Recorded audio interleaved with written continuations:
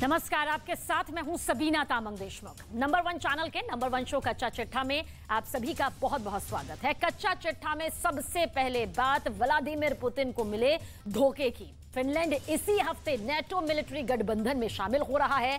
Putin की lakh warning के बावजूद फिनलैंड की प्रधानमंत्री सना मैरिन ने यह फैसला किया है। ऐसे में बेलारूस में तैनात हो रहे पुतिन के परमाणु बॉम्ब को लेकर खतरा और भी ज्यादा बढ़ गया, क्योंकि पुतिन कह चुके हैं कि नेटो का विस्तार रूस को किसी भी कीमत पर मंजूर नहीं है।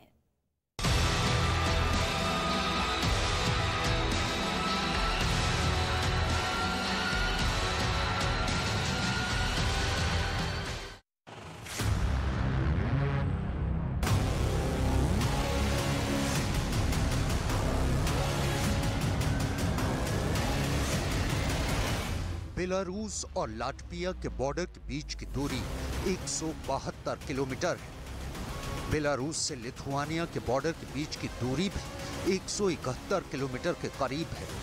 बेलारूस से पोलैंड बॉर्डर की दूरी करीब 419 किलोमीटर है।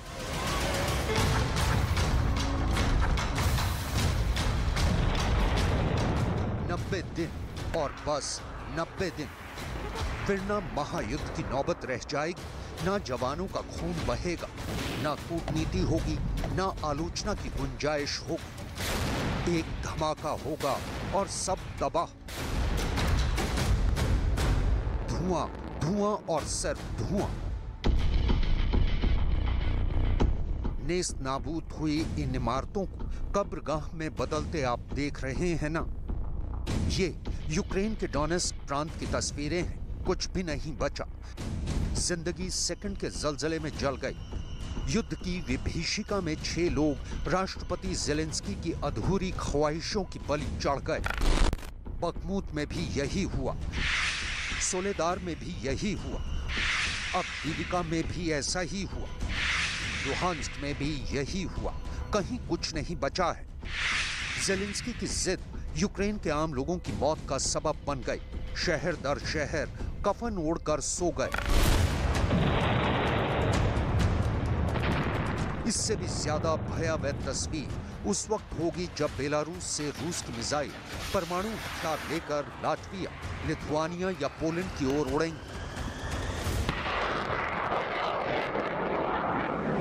कहा जा रहा है कि 1 जुलाई के बाद ये कभी भी हो सकता है। ये वही तारीख है जिस दिन पुतिन के ऐलान के मुताबिक बेलारूस में टैक्टिकल न्यूक्लियर हथियारों की तैनाती कंप्लीट हो जाएगी। पहले पुतिन ने कहा बेलारूस में तैनात होंगे रूस के टैक्टिकल न्यूक्लियर हथियार। अब बेलारूस में रूस के राजदूत बोरिस ग्रीज़लव ने ऐलान किया है कि जिन परमाणु हथियारों की तैनाती बेलारूस में हो रही है उसका रुख बेलारूस में पश्चिमी हिस्से में किया जा रहा है।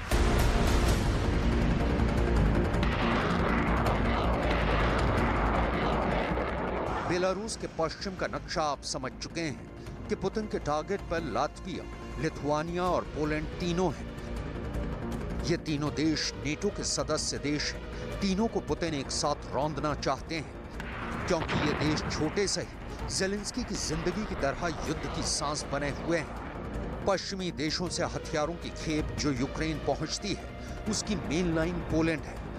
पोलैंड के रास्ते हथियार पहुंचना बंद होने का मतलब है यूक्रेन की सेना का मेन रसद कनेक्शन काट देना। पुतिन ये काम अपने टैक्टिकल न्यूक्लियर हथियार से करना चाहते हैं। लाटविया और लिथुआनिया उन देशों में शुमार है जिन्होंने यूक्रेन को अपने से जितना बन सका सपोर्ट किया। रूस की सीमा के पास ये छोटे देश नेटो के ठिकाने हैं। पुतिन इन ठिकानों को बर्बाद कर देना चाहते हैं, क्योंकि तभी ज़ेलेंस्की को मदद मिलनी बंद हो सकेगी और युद्ध का निष्कर्ष निकल पाएगा।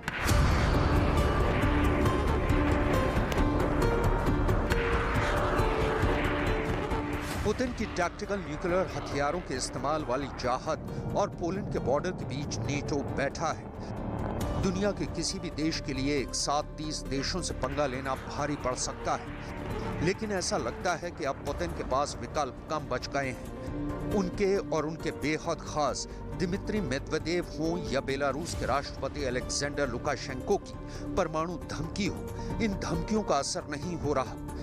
अभी 2 दिन पहले लुकाशेंको ने फिर परमाणु धमकी दी है। सुनिए।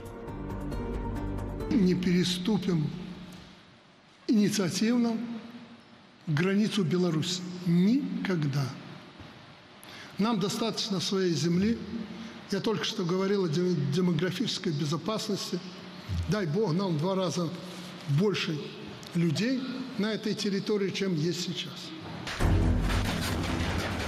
यही नहीं, बेलारूस के राष्ट्रपति अलेक्जेंडर लुकाशेंको पुतिन से भी एक हाथ आगे हैं।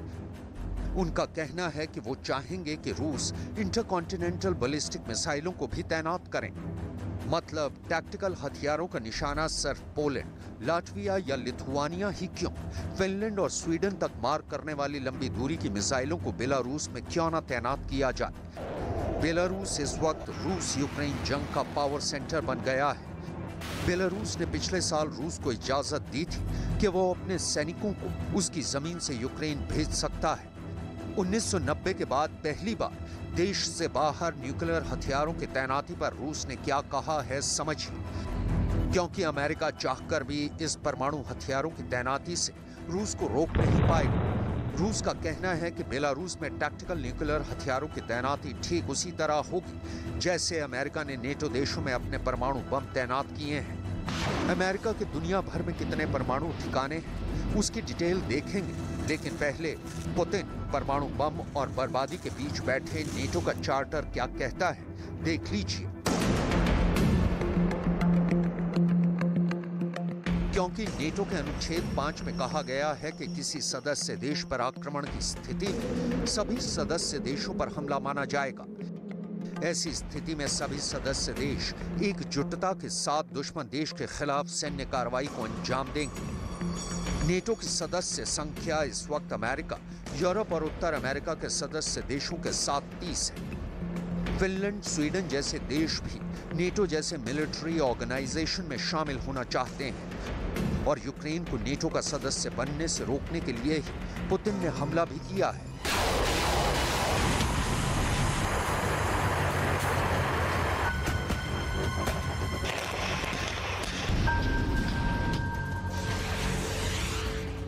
रूस के राजदूत की तरफ से यह नहीं बताया गया कि बेलारूस के पश्चिमी हिस्से में किस जगह टैक्टिकल न्यूक्लियर हथियारों की तैनाती होगी, लेकिन बेलारूस का पश्चिमी बॉर्डर कहना ही काफी है क्योंकि इससे लगे 3 देश पुतिन के बहुत बड़े दुश्मन हैं और वो हैं पोलैंड, लाटविया और लिथुआनिया। इन 3 पर हमला मतलब अमेरिका से सीधा युद्ध। लेकिन क्या ये सब इतना आसान है? 14 महीनों के महायुद्ध में पुतिन ने अब तक ऐसा क्यों नहीं किया? तो इसका कारण समझना बहुत आसान है कि पुतिन के पास भी परमाणु बम का इस्तेमाल आखिरी ऑप्शन ही होगा, क्योंकि नेटो ने भी रूस को अपने परमाणु हथियार से लैस मिसाइलों से घेर रखा है। इस वक्त अमेरिका ने Britain, Belgium, Germany, Italy, Netherlands, तुर्की जैसे कई यूरोपीय देशों में अपने परमाणु हथियार तैनात कर रखे हैं। Александр Григорьевич Лукашенко давно ставит вопрос о том, чтобы разместить на территории Беларуси российское тактическое ядерное оружие. Но здесь тоже нет ничего необычного. Во-первых, Соединенные Штаты делают это в течение десятилетий. Они разместили уже давно на территории своих стран-союзников, стран НАТО, в Европе свое тактическое ядерное. ये बहुत क्लियर है कि बेलारूस में पुतिन न्यूक्लियर हथियारों की तैनाती तो करेंगे, लेकिन राष्ट्रपति लुकाशेंको को उसका रिमोट नहीं देंगे। लुकाशेंको का परम दुश्मन है पोलैंड, इसलिए बेलारूस को रूस टैक्टिकल न्यूक्लियर हथियार का कंट्रोल नहीं देगा। ये हथियार सिर्फ बेलारूस में तैनात रहेंगे जो पुतिन के ऑर्डर पर चलेंगे। रूस ने पहले ही बेलारूस के 10 एयरक्राफ्ट्स को टैक्टिकल न्यूक्लियर वेपन ले जाने के लिए सक्षम बना दिया है। अब अगले महीने से पायलट की ट्रेनिंग भी शुरू करने जा रहा है। बेलारूस में परमाणु हथियार तैनात करने के लिए रूस यहाँ एक स्पेशल स्टोरेज फैसिलिटी बना रहा है। Мы не передаем, ни США своим союзникам не передают. Они просто, мы в принципе делаем все то же самое, что они делают десятилетиями. Они имеют в определенных странах у союзников и готовят их носители, и их же готовят экипаж. Мы то же самое собираемся делать. Именно об этом Александр Григорьевич попросил. रूस ने अभी बेलारूस में टैक्टिकल न्यूक्लियर हथियार तैनाती का फैसला भले किया, इससे पहले रूस ने बेलारूस में अपने anti air defence system S-400 और न्यूक्लियर हथियार चलाने वाली इस्कंदर मिसाइलों की तैनाती कर दी है। S-400 दुनिया का बेहतरीन एयर डिफेंस सिस्टम है, जिसका तोड़ अमेरिका के पास भी नहीं है।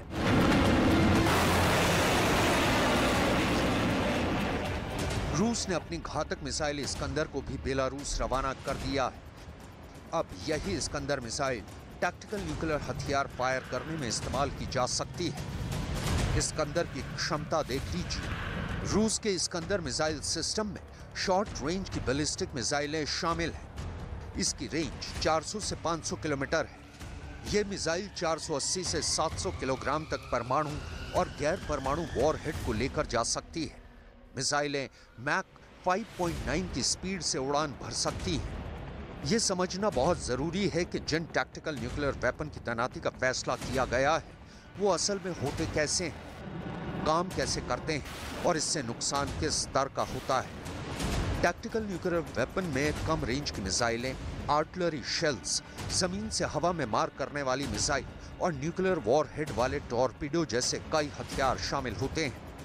ये छोटे बम होते हैं जिनकी क्षमता 1 किलोटन से 100 किलोटन तक की होती है। हिरोशिमा पर गिराया गया बम 15 किलोटन का था। 100 किलोटन के बम का असर 8 किलोमीटर तक का होता है।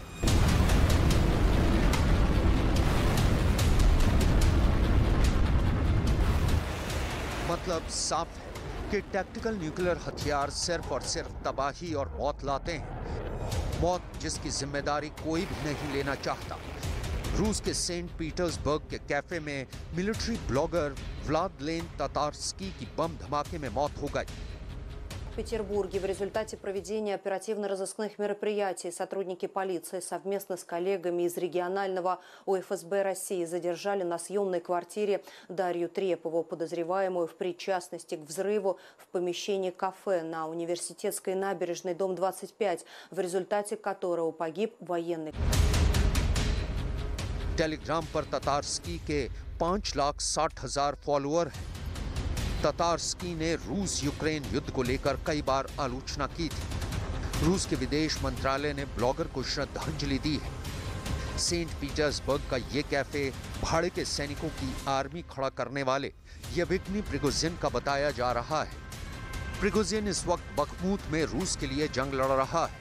ब्लॉगर के कत्ल की जिम्मेदारी अभी किसी ने सीधे तौर पर नहीं ली है। टैक्टिकल न्यूक्लियर वेपन से मौत के बाद भी जिम्मेदारी पुतिन नहीं लेंगे। ना नेटो लेगा, ना बाइडेन लेंगे, ना ज़ेलेंस्की लेंगे, क्योंकि जब ये परमाणु हथियार चलेंगे तो कोई भी नहीं बचेगा, ना नेता, ना अभिनेता, ना आम आदमी।